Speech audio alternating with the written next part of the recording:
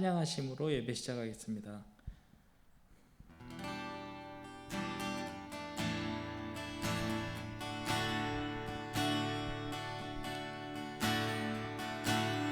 주를 위한 이곳에 예배하는 자들 중에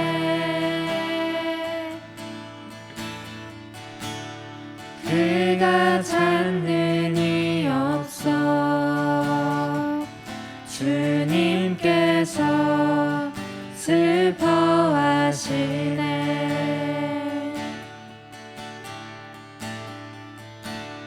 주님이 찾으시는 그 한 사람 그의 배자 내가 그 사람 되기 간절히 주께 예배하네. 주 은혜로 이곳에 서 있네. 주 임재에 엎드려 절하네. 그 어느 것도 난 필요 없네. 주님만 경배해. 주 은혜로 이곳에 서 있네. 주 임재에 엎드려 절하네. 그 어느 것도 난 필요 없네. 주님만 경배해. 주 은혜로 이곳에 서 있네. 주 임재에 엎드려 절하네. 그 어느 것도 난 필요 없네. 주님만 경배해. 주 은혜로 이곳에 서 있네. 주 임재에 엎드려 절하네. 그 어느 것도 난 필요 없네. 주님만 경배해. 사도신경으로 신앙 고백하시겠습니다. 전능하사 천지를 만드신 하나님 아버지를 내가 믿사오며 그 외아들 우리 주 예수 그리스도를 믿사오니 이는 성령으로 잉태하사 동정녀 마리아에게 나시고 본디오 빌라도에게 고난을 받으사 십자가에 못 박혀 죽으시고 장사한 지 사흘 만에 죽은 자 가운데서 다시 살아나시며 하늘에 오르사 전능하신 하나님의 우편에 앉아 계시다가 저리로서 산 자와 죽은 자를 심판하러 오시리라. 성령을 믿사오며 거룩한 공회와 성도가 서로 교통하는 것과 죄를 사하여 주시는 것과 몸이 다시 사는 것과 영원히 사는 것을 믿사옵나이다. 아멘. 이 시간 우리 믿음의 고백으로 서로 함께 기쁘게 찬양하겠습니다.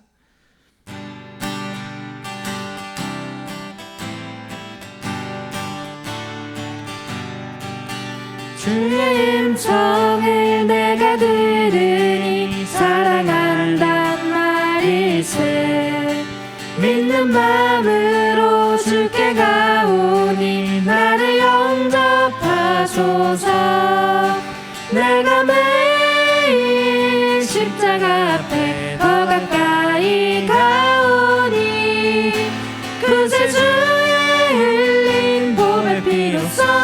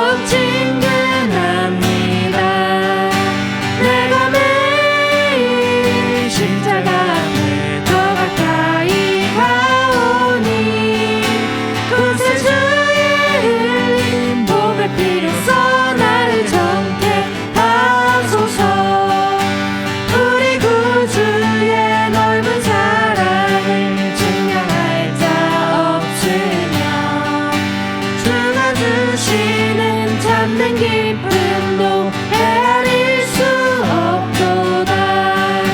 내가 매일 십자가 앞에 더 가까이 가오니 구세주의 흘린 보배 피로써 나를 정케 하소서. 주의 음성을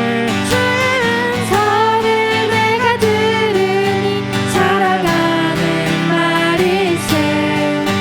믿는 마음으로 주께 가오니 나를 영접하소서. 내가 매일 십자가 앞에 더 가까이 가오니 구세주의 흘린 보배 피로써 나를 정케 하소서. 다시 한번 주의 음성을 내가 들으니 사랑하는 말일세. 믿는 마음으로 주께 가오니 나를 영접하소서.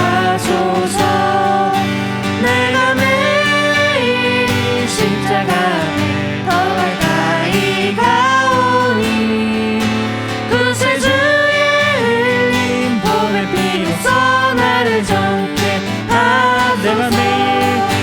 내가 매일 십자가 앞에 더 가까이 가오니 구세주의 흘린 보배 피로써 나를 정케 하소서. 내가 매일 마지막으로 내가 매일 십자가 앞에 더 가까이 가오니 구세주의 흘린 보배 피로써 나를 정케 하소서.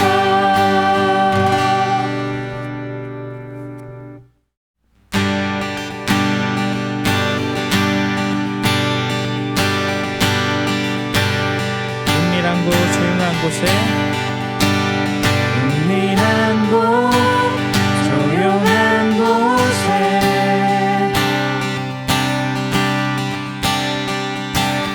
주님 그곳에 계시네.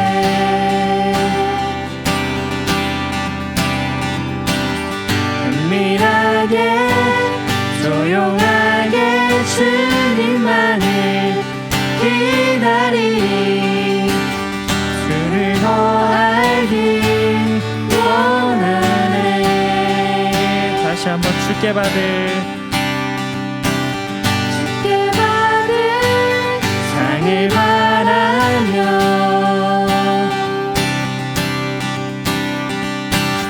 저 높은 곳으로 나아가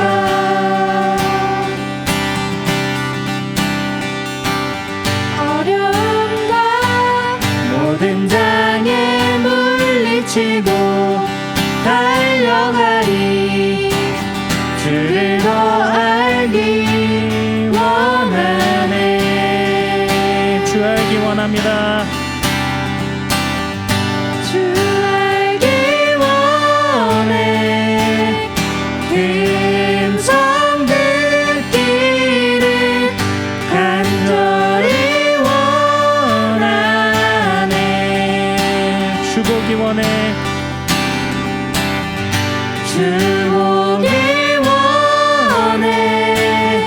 주님을 만나길 간절히 원하네.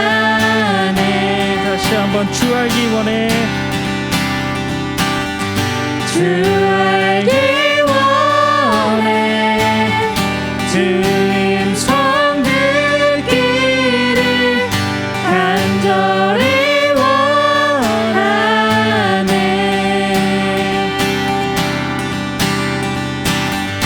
주 보기 원해. 주님을 만나길 간절히 원하네. 다시 한번 은밀한 곳 조용한 곳에 은밀한 곳 조용한 곳에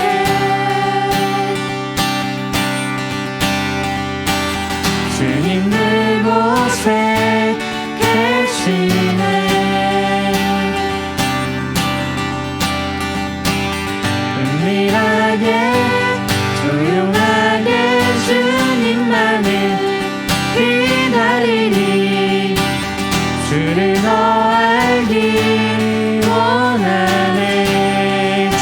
알기 원합니다.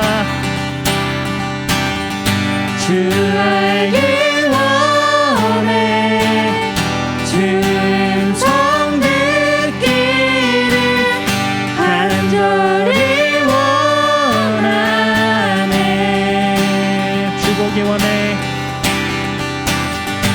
주 보기 원해 주님을 만나기 간절히 원하네 마지막 마음을 담아 주 알기 원해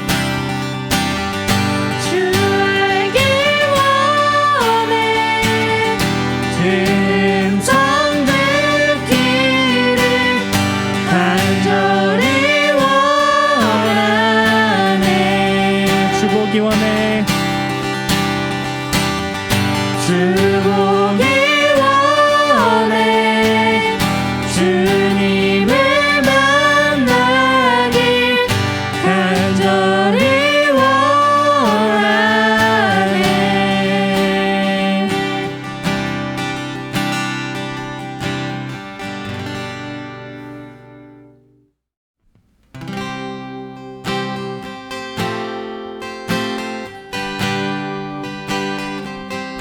주님 말씀하시면 내가 나아가겠습니다. 주님 말씀하시면 내가 나아가리다 주님 뜻이 아니면 내가 멈춰서리다 나의 가고 서는 것 주님 뜻에 있으니 오 주님 나를 이끌소서 한번 주님 말씀하시면 주님 말씀하시면 내가 나가리라 주님 뜻이 아니면 내가 멈춰서리라 나의 가고 서는 것 주님 뜻에 있으니 오 주님 나를 이끌소서 뜻하신 그곳에 뜻하신 그곳에 나 있기 원합니다 이끄시는 대로 순종하며 살리니 연약한 내 영혼 통하여 일하소서 주님 나라와 그 뜻을 위하여 뜻하신 그곳에 뜻하신 그곳에 나 있기 원합니다 이끄시는 대로 순종하며 살리니 연약한 내 영혼 통하여 일하소서 주님 나라와 그 뜻을 위하여 오 주님 나를 이끌소서 다시 한번 주님 말씀하시며 주님 말씀하시면 내가 나가리라 주님 뜻이 아니면 내가 멈춰서리라 나의 가고 서는 것 주님 뜻에 있으니 오 주님 나를 이끌소서 뜻하신 그곳에 뜻하신 그곳에 나 있기 원합니다 이끄시는 대로 순종하며 살리니 연약한 내 영혼 통하여 일하소서 주님 나라와 그 뜻을 위하여 뜻하신 그곳에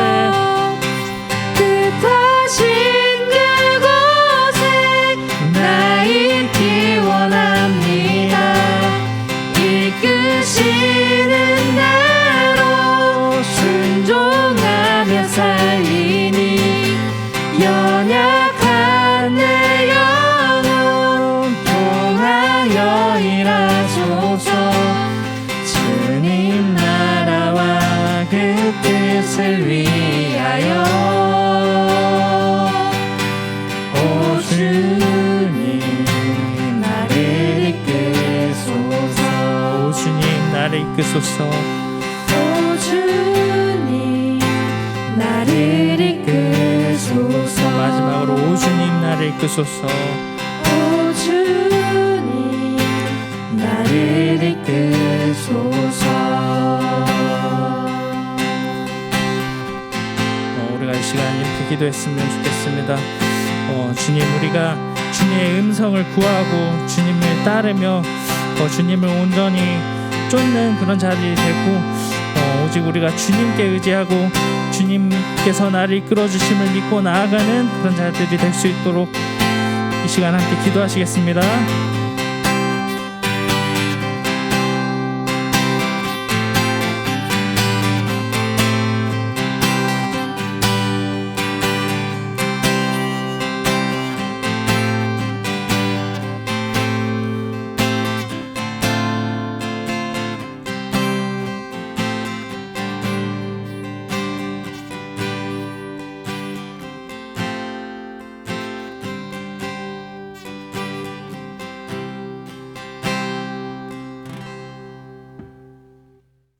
기도드리시겠습니다.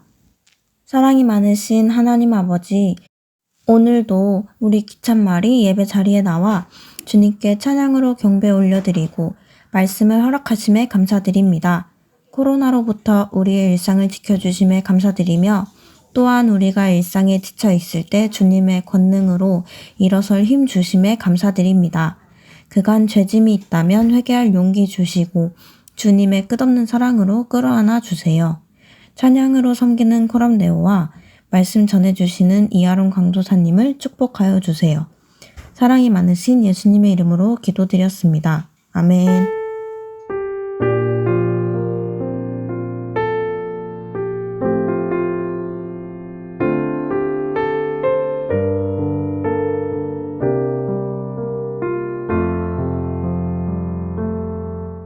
이 시간 우리 서로를 위해 축복하는 시간을 갖겠습니다.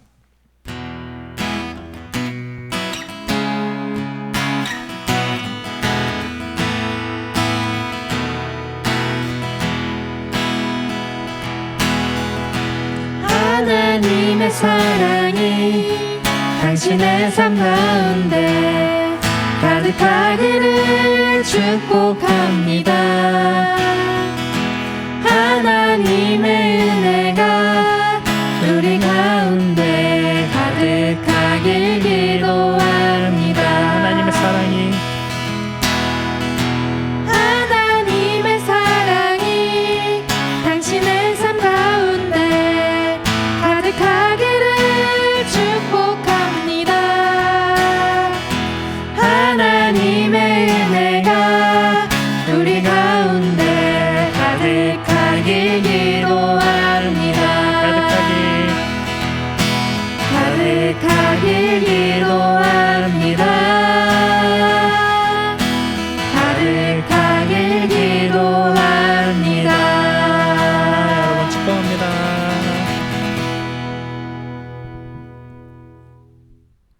이 시간 함께 읽을 하나님의 말씀은 사도행전 8장 26절부터 40절까지의 말씀입니다. 함께 읽겠습니다. 주의 사자가 빌립에게 말하여 이르되 일어나서 남쪽으로 향하여 예루살렘에서 가사로 내려가는 길까지 가라 하니 그 길은 광야라. 일어나 가서 보니 에디오피아 사람 곧 에디오피아 여왕 간다게의 모든 국고를 맡은 관리인 네시가 예배하러 예루살렘에 왔다가 돌아가는데 수레를 타고 선지자 이사야의 글을 읽더라. 성령이 빌립더러 이르시되 이 수레로 가까이 나아가라 하시거늘 빌립이 달려가서 선지자 이사야의 글 읽는 것을 듣고 말하되 읽는 것을 깨닫느냐? 대답하되 지도해 주는 사람이 없으니 어찌 깨달을 수 있느냐 하고 빌립을 청하여 수레에 올라 같이 앉으라 하니라. 읽는 성경 구절은 이것이니 일러스되 그가 도살자에게로 가는 양과 같이 끌려갔고 털 깎는 자 앞에 있는 어린 양이 조용함과 같이 그의 입을 열지 아니하였도다. 그가 굴욕을 당했을 때 공정한 재판도 받지 못하였으니 누가 그의 세대를 말하리요. 그의 생명이 땅에서 빼앗김이로다 하였거늘 그 내시가 빌립에게 말하되 청컨대 내가 묻노니 선지자가 이 말한 것이 누구를 가리킴이냐 자기를 가리킴이냐 타인을 가리킴이냐. 빌립이 입을 열어 이 글에서 시작하여 예수를 가르쳐 복음을 전하니 길 가다가 물 있는 곳에 이르러 그 내시가 말하되 보라 물이 있으니 내가 세례를 받음에 무슨 거리낌이 있느냐. 이에 명하여 수레를 멈추고 빌립과 내시가 둘 다 물에 내려가 빌립이 세례를 베풀고 둘이 물에서 올라올새 주의 영이 빌립을 이끌어 간지라. 내시는 기쁘게 길을 가므로 그를 다시 보지 못하니라. 빌립은 아소도에 나타나 여러 성을 지나다니며 복음을 전하고 가이사랴에 이르니라. 아멘. 여러분, 영화나 드라마 같은 데를 보면요, 주인공들 간에 우연한 만남을 갖게 돼요. 그리고 또 우연히 어떤 일을 함께 겪게 되고 또 우연하게 어떤 오해를 갖게 되고 또 우연하게 또 그 오해를 풀게 되는 이런 우연들이 차곡차곡 겹쳐서 어떤 한 아름다운 인생의 스토리를 그려 나아가는 것을 여러분들이 볼 수 있을 거예요. 그래서 2번 이상의 우연이 겹치면 뭐라고 말하죠? 인연이다 라는 말도 있는 거겠죠. 이렇듯 세상적인 관점에서 보면요, 우리가 살아가는 이 인생은 우연이 쌓여서 만들어진, 어떻게 보면 운이 따라야지만 행복하고 또 성공할 수 있다라는 가치관이 형성이 되어 있는 것 같아요. 그러다 보니 운도 실력이다, 인생은 한방이다, 뭐 이런 말들이 자연스럽게 생기는 거겠죠. 그런데 여러분, 정말로 우리가 살아가는 인생에서 우리가 겪는 일들, 또 누군가의 그 만남과 또 사건들이 모두 이 우연이라는 말로 충분하게 설명이 가능한 것일까요? 적어도 성경에서만큼은 이 우연이라는 말은 존재하지 않아요. 없는 말이에요. 세상적인 관점에서 우연이다, 인연이다 하는 말은 성경에서는 뭐라고 설명하냐면요, 하나님의 섭리이다, 하나님의 계획이고 하나님의 인도하심이다 라고 말을 해요. 여러분들이 잘 알고 있는 성경의 스토리들이 있잖아요. 이제 갓 태어난 모세가 갈대 상자에 담겨서 이제 나일강에 떠내려갈 때 누구를 만나게 되죠? 애굽의 공주를 우연하게 만나게 되는 것 같죠. 그죠? 그것도 우연이 아니라요, 하나님의 섭리였고요. 또 다윗이 골리앗을 전쟁터에서 만나서 그 물맷돌 있죠? 물맷돌로 정확하게 이마를 맞춰서 쓰러뜨린 것도 이건 단순히 우연이 아니라 하나님의 계획하심이었다는 거예요. 이 말은 무슨 말이냐면, 지금 우리가 살아가고 있는 이 인생의 모든 순간순간, 정말 우리가 우연이라고 또 운이라고 느껴지는 그 시간들 속에 하나님의 계획하심이 담겨 있다는 말과 같아요. 혹시나 나는 왜 이렇게 운이 없는 거지? 왜 나는 하는 일마다 이 모양이고 왜 만나는 사람들마다 이렇게 꼬이는 거지? 이번 생은 망한 건가? 이런 생각만 하면서 좌절감과 불행감만을 느끼고 살아가는 사람들이 있다면 이것 하나만 분명하게 기억했으면 좋겠어요. 인생에는 결코 우연은 없어요. 어느 누군가에게만 행운이 몰려있는 것도 아니고요, 어느 누군가에게만 불행이 집중되어 있는 것도 아니에요. 모든 일의 중심에는요, 하나님의 계획하심이 있는 거예요. 그 계획하심이 지금 당장은 내가 받아들이지 못하는 그런 일일 수도 있어요.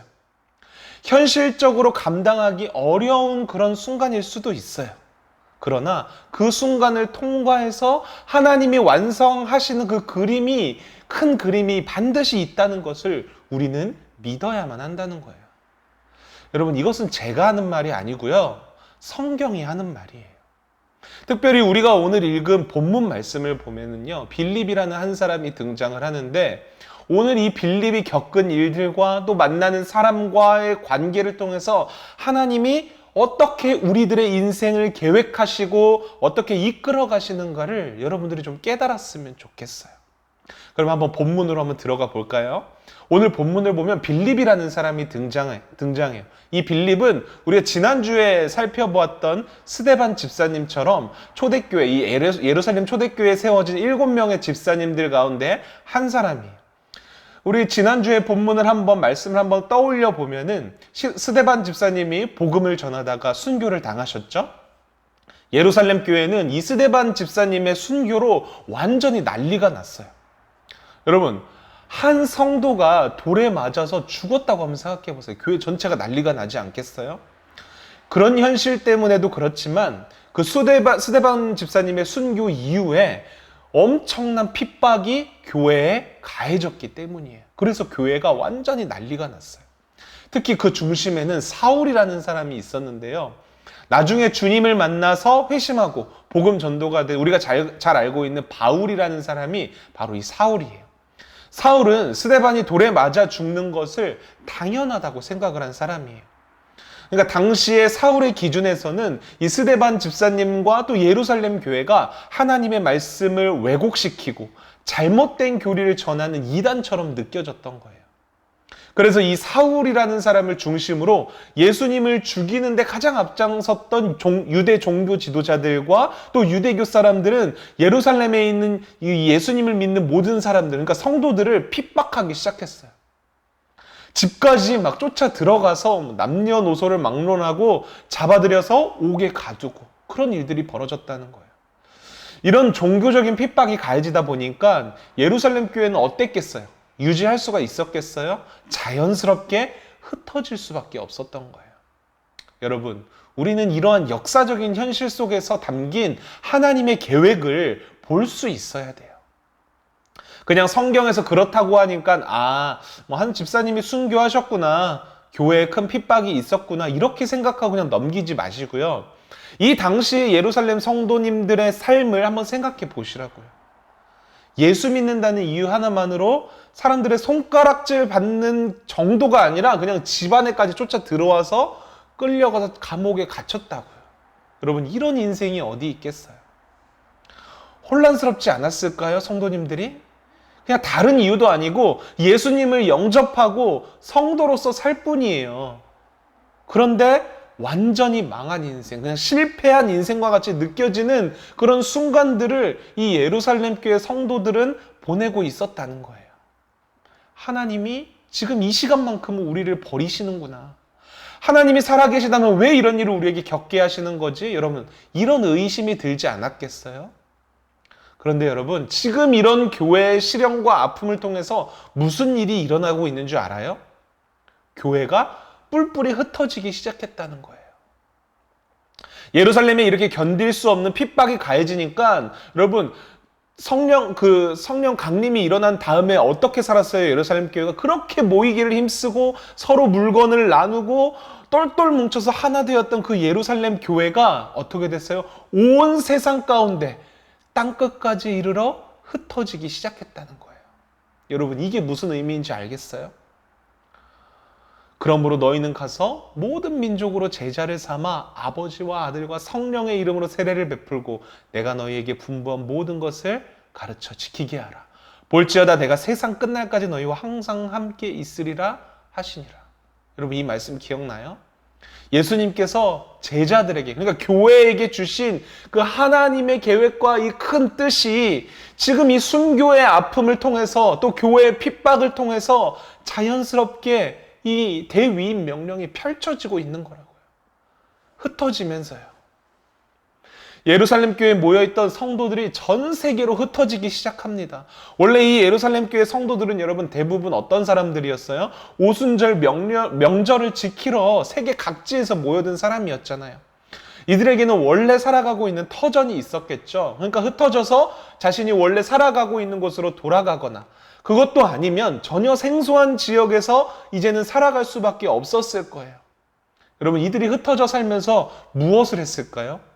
스데반 집사님의 순교를 생각하면서 우리도 그렇게 죽게 되면 어떡하지? 이렇게 무서워서 떨면서 그렇게 예수 믿는 걸 숨기면서 살았을까요? 아니면 사울의 무리들이 이곳까지 쫓아올까 봐, 우리들을 잡아갈까 봐 아예 개종하고 세상 사람들과 똑같은 삶을 살았을까요? 아니요. 여러분, 오늘 우리가 읽은 사도행전 8장의 4절 말씀을 한번 보세요. 이렇게 기록하고 있어요. 그 흩어진 사람들이 두루 다니며 복음의 말씀을 전할세. 여러분, 당장에 닥친 고난과 삶의 터전이 바뀌는 이 절망적인 상황을 통해서 하나님은 어떤 그림을 그려나가고 계신 거예요? 예루살렘 안에만 국한되어 있었던 그 성령의 역사와 교회의 부흥이 이제는 어디로 뻗어나가고 있어요? 전 세계로 뻗어나가는 그런 큰 그림을 하나님께서 그려나가고 계시는 거예요. 이제는 유대인들만을 향한 구원과 복음이 아니라 전 세계 모든 민족과 열방을 향한 그 복음 사역이 열리게 되는 그 역사적인 첫 시작이 여러분 어디에서부터 시작되고 있어요? 스데반 집사님의 죽음이에요. 초대교회의 핍박으로부터 그 역사적인 그 첫 시작이 시작되고 있다는 거예요. 여러분, 당장 눈앞에 보여지는 상황과 문제에만 집중해서 좌절하고 낙심하게 된다면 성령이 이끌어 가시는 그 놀라운 일들, 하나님의 그려가시는 큰 그림을 우리는 절대로 볼 수 없어요. 경험할 수 없어요. 지금의 어려움이, 나의 이 힘들고 견딜 수 없는 아픔이 하나님의 계획 안에서 이루어진, 그러니까 성령께서 역사하시기 위한 밑거름이라는 사실을 믿고 있는 사람들에게는요, 하나님의 나라가 임하게 되는, 하나님의 뜻과 하나님의 계획하심이 성취되는 놀라운 일을 경험하게 된다는 거예요. 여러분들 가운데 혹시라도 지금 당장 힘든 일을 겪고 있다거나 아니면 이해할 수 없고 감당하기 어려운 일들, 혹은 누군가의 관계, 혹은 상처와 아픔을 안고 있는 그런 친구들이 있다면요, 흔들리지 않았으면 좋겠어요.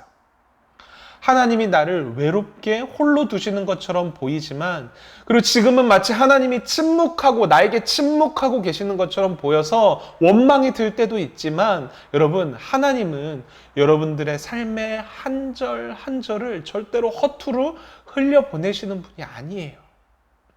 그 순간을, 여러분들이 힘들다고 느껴지는 그 순간을 믿음으로 통과했을 때에 하나님께서 어떠한 이유가 있으셔서 지금 이런 일을 겪게 하시는 걸 거야. 이런 신뢰를 가지고 그 순간을 통과했을 때에 여러분들은 반드시 보게 될 거예요. 마치 핍박을 통해서 세계 복음화를 이루시고 이방인이었던 저와 여러분들이 지금 예수를 믿고 있는 이 기적과 같은 은혜를 우리가 누릴 수 있었던 것처럼, 여러분들의 삶을 통하여서 그 시간들, 어렵다고 생각하고 힘들다고 생각하는 그 시간들을 통해서 하나님은 놀라운 구원의 일들을 이루어 가실 거라는 거예요. 이렇게 예루살렘 초대교회는 다 뿔뿔이 흩어졌지만 이 사건을 통해서 복음이 온 열방 가운데 전파되는 이른바 세계 선교의 첫걸음이 여러분 열리게 되었어요. 그 첫걸음에 성경은 빌립이라는 한 사람을 전면에 등장시키고 있는데요. 하나님께서는 빌립을 맨 처음에 사마리아로 인도를 하세요. 여러분, 사마리아가 어떤 지역인지 아세요? 이스라엘의 북쪽에 있는 지역이에요. 이곳에서 빌립은 성령의 인도하심을 힘입어서 막 귀신들을 쫓아내요. 그리고 불치병이어서 이 당시에는 중풍병자를 고치고 또 걷지 못하는 사람들을 걷게 하는 놀라운 기적들을 행하게 돼요. 이 일로 인해서 사마리아 성사람들에게 큰 기쁨이 있었다라고 성경은 기록하고 있어요. 뿐만 아니라 빌립은 이 지역에 복음을 이제는 전하기 시작합니다. 그리고 그 복음을 듣는 사람마다 다 세례를 받고 예수님을 영접하는 일들이 일어나기 시작해요. 그리고 이 소식이 이제 예루살렘에 있는 사도들에게까지 전해지게 돼서 베드로와 요한이 사마리아 복음 사역에 합류하게 돼요. 빌립과 같이요. 그러니까 사도들과 빌립을 통해서 성령께서는 이 사마리아 지역에 강력하게 임재하시고 많은 사람들이 이제 회심을 하고 성령 충만을 경험하게 되는 그런 일들이 벌어지게 된다는 거예요. 그러니까 사마리아에서의 이 선교 사역은 어마어마한 부흥을 이루게 됩니다. 그런데요, 이렇게 좋은 결과를 얻고 그 기쁨을 누릴 새도 없이요, 하나님께서는 빌립에게 이렇게 말씀하세요. 오늘 본문 26절인데요. 같이 한번 읽어볼까요? 시작. 주의 사자가 빌립에게 말하여 이르되 일어나서 남쪽으로 향하여 예루살렘에서 가사로 내려가는 길까지 가라 하니 그 길은 광야라. 이 주님의 음성에 빌립은 곧바로 순종하게 돼요. 여러분, 별거 아닌 것처럼 보이죠? 하나님의 말씀에 순종하는 거예요. 하나님께서 가라 했을 때 갔다. 이 단순하고도 쉬운 말이 여러분 실제로 해보라고 하면 안 된다는 거예요. 빌립의 경우를 우리가 한번 볼까요? 빌립은 지금 사마리아에서 성공적인 사역을 하고 있는 상황에 있었단 말이에요. 수많은 시간을 들이고 애쓰고 공들여서 이제야마 그 지역에 터전을 마련하고 그 사역의 열매를 보나 했더니 하나님이 떠나라는 거예요. 심지어 어디로 가라고 하는 거예요? 예루살렘에서, 그러니까 북쪽에 있는 사마리아 지역에서, 남쪽에 있는 예루살렘에서 또 그보다 더 남쪽에 있는 가사라는 지역까지 내려가는 길이래요, 여러분. 그리고 지도상으로 봤을 때요, 사마리아는 이스라엘 북쪽에 있는 지역이고 예루살렘은 거의 남쪽에 있는 지역이에요. 또한 가사라는 곳은 오늘날 여러분들이 뉴스에서 많이 들어봤을 거예요. 이스라엘과 팔레스타인 지역의 전쟁이 끊이지 않는 가자 지구라는 곳이에요. 가자 지구. 거리상으로 따져도 지금 사마리아 지역에서 이 가자 지구까지는 제가 직선거리로만 지도에서 이렇게 찍어봤거든요. 150km나 된단 말이에요. 우리나라로 따지자면 서울에서 대전까지 가는 길이에요. 서울에서 대전까지. 여러분, 이 말씀이 쓰여질 당시를 한번 생각해 보세요. 뭐 버스가 있었을까요? 아니면 뭐 KTX가 있었을까요? 뭐 돈이 많은 사람이야 뭐 말이나 나귀 뭐 이런 거를 타고 다녔겠지만 돈 없으면 그냥 걷는 거예요. 게다가 이 길은 무슨 길이라고 성경은 말해요? 광야길이라고 성경은 말하고 있어요. 무슨 일이 벌어질지 모르는 광야길이에요. 현실적으로만 봤을 때는요, 하나님의 말씀이란 것을 알아도요, 그냥 이번 한 번만은 외면하고 싶을 만한 그런 현실적인 조건이었다고요. 여러분, 우리도 그럴 때 있잖아요. 예배를 드리면서 설교를 통해서 하나님의 말씀이 선포되어져요. 막 마음이 감동이 되고, 나 이제 이렇게 살아야겠다 결단하고도 도전을 받아요. 그런데 현실적으로 그 일을 하려고 하면요, 내가 다짐하고 결단한 일을 하려고 하면 그렇게 걸리는 게 많아요. 그렇죠? 하나님의 말씀대로 순종하려면 포기해야 할 것도 있고 고생스럽고 수고스러운 일도 내가 감당해야 한단 말이에요. 그래서 예배 드릴 때는 그렇게 다짐하고 결단했던 그 하나님의 말씀을 현실에 와서는 살짝 외면해요. 그죠? 현실의 조건 때문에요. 오늘 본문의 빌립이 그런 상황이었다는 거예요. 그런데 빌립은 어떻게 반응했죠? 순종으로 반응했어요. 그 먼 거리를 광야길을 간다는 건 여러분 목숨이 위험할 수도 있었어요. 아니 가는 건 둘째고 지금 당장 사마리아 땅에서 성공적으로 사역을 잘하고 있는 이 시점에서 내려놓고 간다는 것은 정말로 쉽지 않은 일이에요. 그러나 빌립은 하나님의 말씀이 들려왔을 때 순종했다는 거예요. 여러분, 하나님의 말씀에 순종하는 건요, 결코 쉬운 일이 아니에요. 여러 가지 일들을 할 수 있는 능력을 갖췄다고 해서 되는 것도 아니고요. 신앙생활을 오래 하면서 교회에서 어떤 직분을 가지고 있다고 해서 되는 것도 아니에요. 하나님의 말씀을 순종할 수 있는 것은요, 오직 믿음으로만 가능하다는 사실을 여러분들 알아야 돼요. 어떤 믿음일까요? 하나님이 하시는 일이라나 그런 믿음이에요. 내가 겪는 일들, 앞으로 펼쳐질 일들이 다 하나님께서 하시는 일이구나. 이 믿음이 있어야 된다는 거예요. 지금 현실적으로는 도저히 내가 가면은 안 되는 그런 시점이라고 할지라도요, 그곳에 위험한 일이 도사리고 있고 무슨 일을 당할지 어떤 사람을 만날지 예측조차 안 되는 그런 말도 안 되는 상황이라고 할지라도요, 하나님이 하시는 일이라는 믿음이 있다면 순종할 수 있다라는 거예요. 우리에게 필요한 것이 여러분 바로 이 믿음이에요. 오늘도 하나님이 나에게 말씀하셨는데 이 말씀을 따라서 살았을 때에 그 길이 비록 광야같이 거친 길이라고 할지라도, 내가 손해보고 희생하고 낮아지는 그런 자리라고 할지라도 그걸 다 감수하면서 하나님께서 하시는 일이니까 믿음으로 순종하는 거예요. 여러분, 하나님께서 시대 가운데 귀하게 사용하시는 사람은요, 능력이 많은 사람이 아니에요. 스펙이 뛰어나고 어떤 외모나 조건이 좋은 사람을 하나님이 쓰시는 게 아니라요, 이 믿음이 있는 사람, 이 믿음으로 하나님의 말씀에 순종하는 사람을 하나님께서는 시대 가운데 귀하게 들어서 사용하신다라는 거예요. 상황이나 현실 앞에서 주저하지 마세요. 머뭇거리지도 마시고요, 딱 하나만 붙잡고 그렇게 살아가세요. 내 인생을 이끄시는 분은 하나님이시다. 그 하나님이 하시는 일은 항상 옳다. 그 하나님은 항상 선한 길로 나를 인도하신다. 여러분들의 그 믿음을 통해서 하나님이 여러분들의 삶 가운데 놀랍도록 일하실 거예요. 오늘 빌립도 그런 믿음으로 하나님의 말씀에 순종했어요. 성령의 음성에 귀 기울이고 그 모든 현실적인 악조건들을 다 감당해내요. 그랬더니 여러분 어떤 일을 만나게 되죠? 성경을 보면 에디오피아라는 나라에서 온 한 사람을 만나게 돼요. 이 사람은 그 에디오피아 여왕의 국고를 맡은, 그러니까 재정을 담당하고 있는 관리인 넷이다라고 성경은 기록하고 있어요. 여러분, 넷이라고 하니까 그냥 우리나라 기준에서 봤을 때 조금은 굉장히 천하고 낮은 관리처럼 비춰질 수 있는데요. 그렇지 않아요. 그러니까 왕의 국고를 담당하고 있는 관리라고 하면 신하들 중에서는요, 가장 큰 권력을 가지고 있는 실세 중에 실세라는 말이에요. 적어도 이 에디오피아라는 나라에 한해서는 정말로 높은 위치에 있는 사람이었다는 거죠. 오늘 본문의 27절과 28절을 보니까 이 사람은 예루살렘에서 예배를 드리고 다시 에디오피아로 돌아가는 길이었다고 해요. 수레를 타고 가고 있는데 그 안에서 성경 이사야서 말씀을 읽고 있었던 거예요. 성령께서는 다시 빌립에게 말씀하셨어요. 저 수레에 가까이 가보거라. 빌립이 가까이 가서 귀를 이렇게 기울여서 들어보니까 잘 알고 있는 말씀이었던 거예요. 그리고 에디오피아 사람에게 가까이 가서 묻습니다. 당신이 읽고 있는 그 말씀을 깨닫고 있습니까? 에디오피아 사람이 이렇게 대답해요. 지도해 주는 사람이 없어서 깨달을 수가 없습니다. 그러면서 빌립에게 요청해서 수레에 같이 타게 되었어요.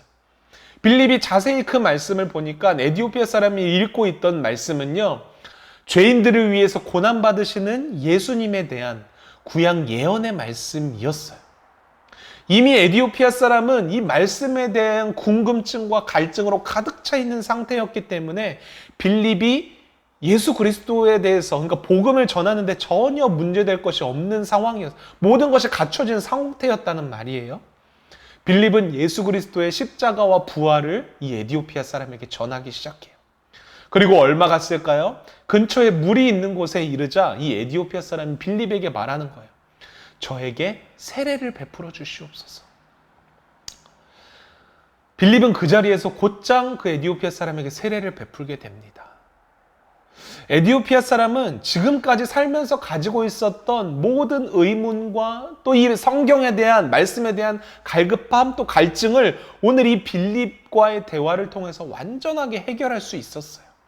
여러분, 그 해결의 열쇠가 뭐였는지 알아요? 뭐였어요? 바로 예수 그리스도였어요. 예수 그리스도.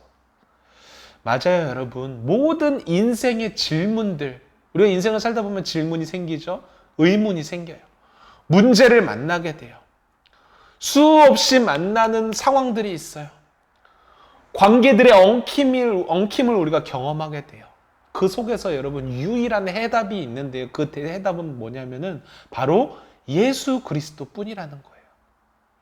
특별히 하나님의 말씀을 따라서 살아가다 보면요, 정말 많은 장애물들을 만나게 될 거예요, 여러분.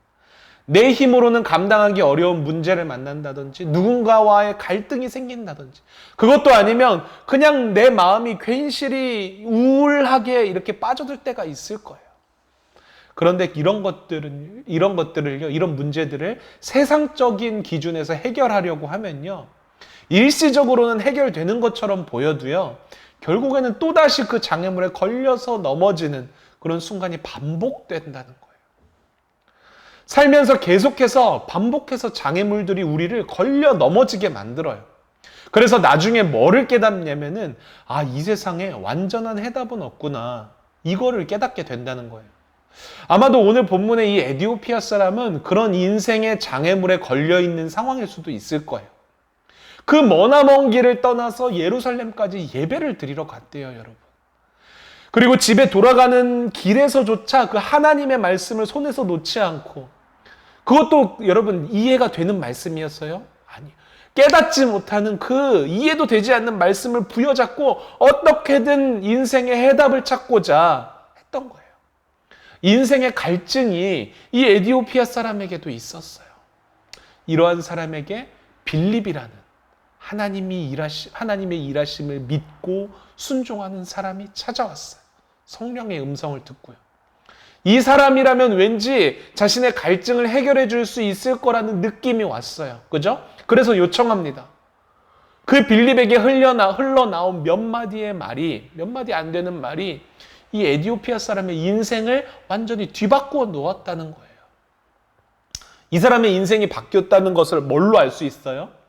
그 말을 듣고, 빌립의 말을 듣고 길에 있는 물을 보고서 세례를 받고자 요청했잖아요. 여러분, 세례는요, 우리가 이 앞전에도 배웠지만 세례라는 건 다시 태어나는 거예요. 이전에 세상적인 삶, 그러니까 내가 기준이 되고 중심이 되는 삶을 깨끗하게 씻어버리고 이제는 하나님의 자녀요, 하나님이 주인이 되시는 그런 인생으로 완전하게 다시 태어났다라는 표시가 바로 세례라고 했죠, 여러분. 에디오피아 사람의 인생이 완전하게 변할 수 있었던 여러분 빌립의 말이 무슨 말이었어요? 예수 그리스도였어요. 예수 그리스도. 해소할 수 없는 갈증과 인생의 장애물 앞에서 유일한 해답을 찾았는데 그 해답이 뭐였냐면 예수 그리스도였다고요. 맞아요, 여러분. 우리도 인생을 살면서 만나는 수많은 장애물과 또 갈증과 의문과 질문들이 있을 거예요. 해결하지 못하는 각양각색의 문제가 여러분들을 찾아가게 될 거예요. 여러분, 거기서 우리가 유일한 해답을 찾을 수 있는데 그 유일한 해답이 뭐라고요? 예수 그리스도라는 거예요. 예수님을 만나면요, 모든 인생에 풀리지 않는 문제들이 다 해결돼요, 여러분. 어떻게 해결되냐면요, 문제로 여겨졌던 것들이, 우리가 그렇게 문제로 여겨졌던 것들이 더 이상 문제가 아니라는 것을 깨닫게 된다라는 거예요. 왜요? 예수 그리스도를 알게 되고 믿게 되면요, 우선순위가 바뀌거든요. 인생의 모든 문제와 장애물은요, 우리의 우선순위를 이 세상에 두고 있기 때문에 생기는 거예요. 물질과 명예와 권력과 같은 이 세상에 있는 것들을 우리가 얻기 위해서 생기는 문제들이라고요. 그런데요, 여러분, 예수님을 만나게 되면 그 모든 세상의 것들이 우선순위에서 다 밀려나게 돼요. 가장 큰 우선순위에 예수님과 복음, 그 하나님의 나라, 그 외에는 보이지가 않게 되는 거예요. 여러분, 우리는 이런 삶을 사는 사람들이에요. 혹시나 인생 속에서 어떠한 문제를 만나거나 갈급함과 갈증을 느낄 때가 있으면요, 여러분, 오늘 말씀을 기억하세요. 유일한 해답은 오직 예수님 뿐이라는 것을. 그분께 우리의 우선순위를 다 내어드리는 그 믿음을 가질 때에 비로소 우리는 참된 자유함과 하나님 나라의 행복을 누릴 수 있는 거예요. 여러분, 이제 말씀을 정리하려고 하는데요. 여러분, 오늘 빌립에게 일어난 일들을 다시 한번 되짚어서 생각해 보는데요. 성령께서 말씀하시고 성령에 대한 내용들은 다 한번 빼고 생각해 보세요.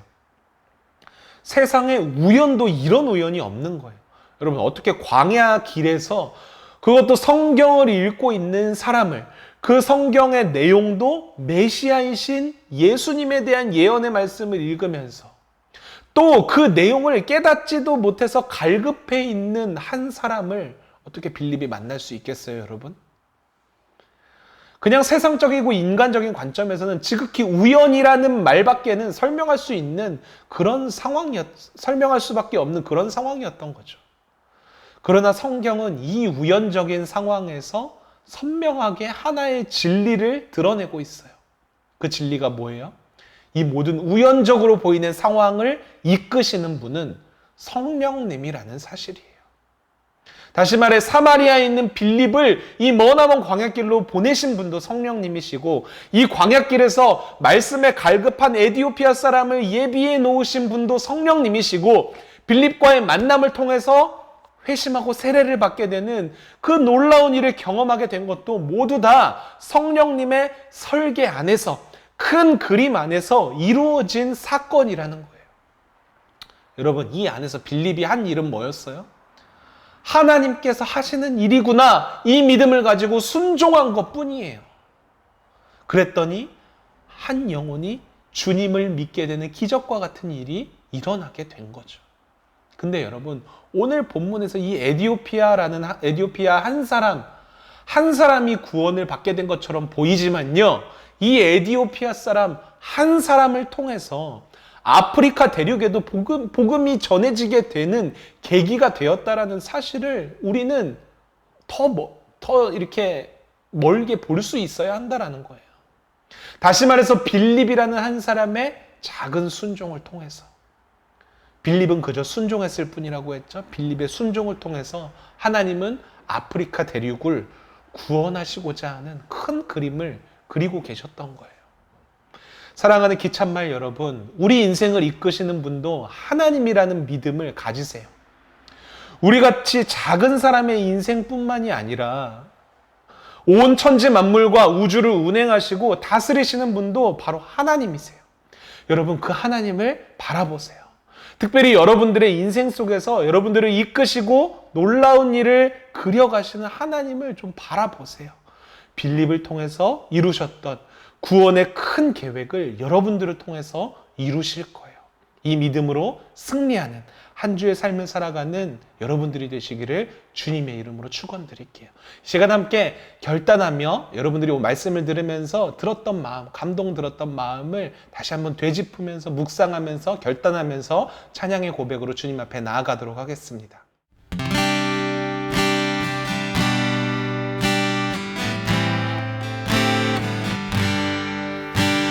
모든 상황 속에서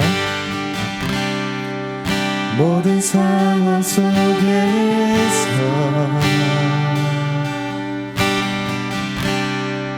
주를 찬양할지라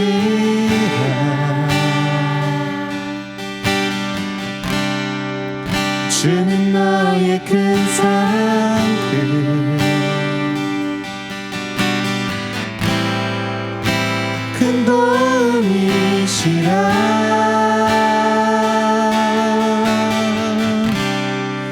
주의 얼굴 구할 때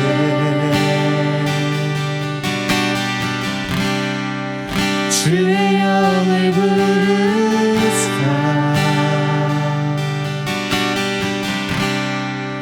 크신 사랑 안에서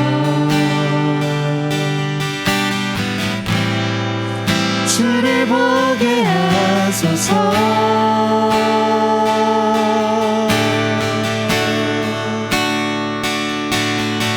내 영혼이 확정되고 확정되어 싸우니 믿음에 흔들어 주를 바라봅니다.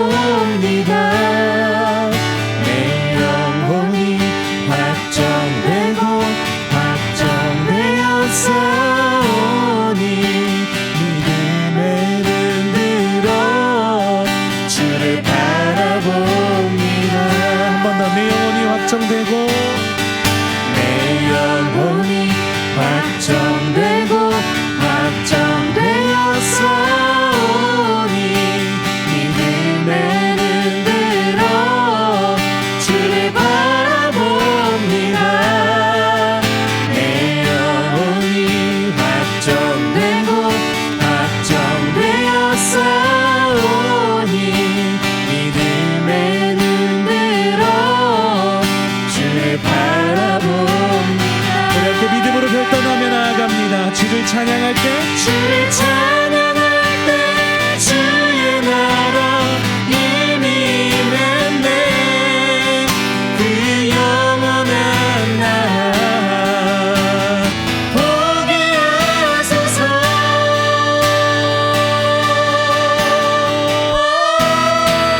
내 영혼이 확정되고 확정되었으니 믿음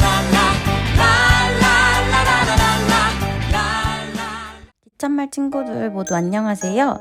오늘의 기참말 소식 전해드릴게요. 매주 주일 오전 9시 유튜브에 인천 서부제일교회 기참말 검색, 구독과 좋아요, 알림 설정은 필수. 헌금은 온라인 헌금으로 함께 드릴 수 있어요. 각자의 자리에서 마음을 담아 하나님께 예물 드려요. 예배 후 줌으로 만나는 반별 공과 모임도 잊지 않으셨죠?